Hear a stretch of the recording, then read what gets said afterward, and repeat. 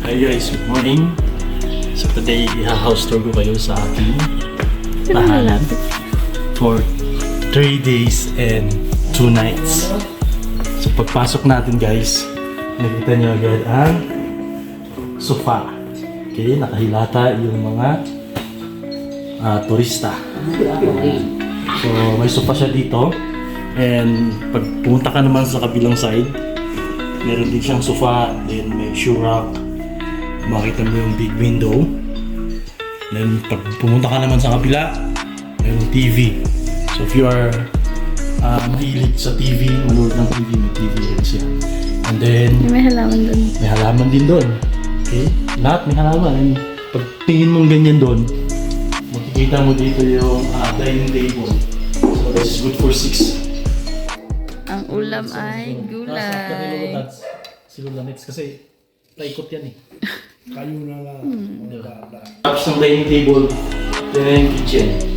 Actually, dito kami nagluto. Yan. Then may window dyan, dyan lalabas yung puso. And pag makita mo ito, tcharan! Meron din siyang lababo, which is medyo a bit mababa siya compare sa akin. So sasakit ba yung pag dito? So bagay lang sa medyo hindi ganun kailangan sa height. Then after mo dyan, meron ditong exit door, which is tapunan ng basura. So hindi namin ipapakita yan, ba't kailangan mapakita? Tapos dito rin, dito yung sampayan, and the CR. So yung CR sa baba. CR sa baba. sa baba to, mayroong sink, tapos yan, tapos may bath. So, ito na siya, dito sa baba. And dito sa side na to, nandito yung ref. May refrigerator din, yung may nalaking food, hindi siya napapangay. So, nag-provide din sila ng water dispenser. So, thank you to Ate Alma. Okay? Akit tayo sa taas.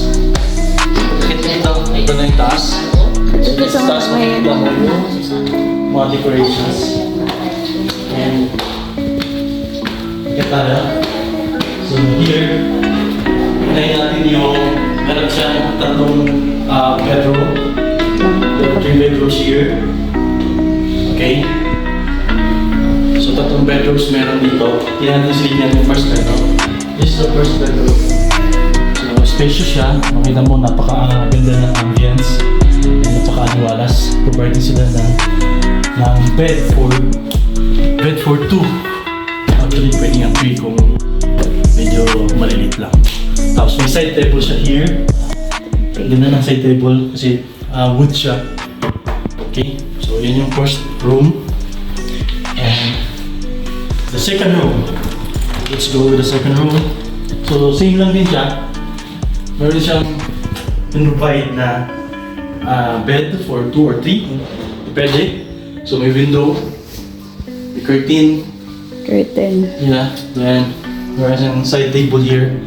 Tapos nagpo-provide din si ma'am ng Bible. So napaka-religious pa na may-ari ng house. Tapos natin here. So let's go to the master's bedroom. So the master's bedroom here, pagpasok mo, makikita mo agad yung to.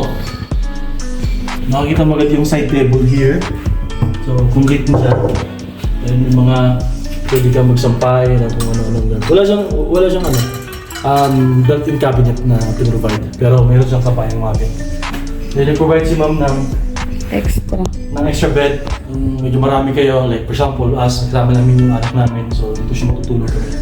Here, sa master queen size bed. So it can accommodate 3 persons.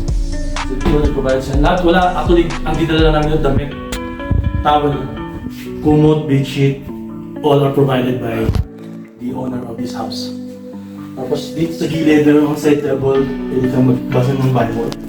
Which is, may Bible din natin provide si ma'am here. Okay, tapos, as you can see, may makikita tayo ditong plants. So meron po siyang veranda. So, Silipin naman. Masulikin natin, yan na, veranda. So may veranda siya dyan. And makikita mo siya. Okay? So, may bintana rin. So that's it for the master's bedroom. Okay? Sige, sasarap. So dito yung CR. toilet and bath ng master's bedroom. So makikita niyo may sink. Tapos may shower heater kasi malamig dito sa Baguio. So malamig talaga. Kailangan Light. ng heater. Okay. So here naman, katali ito.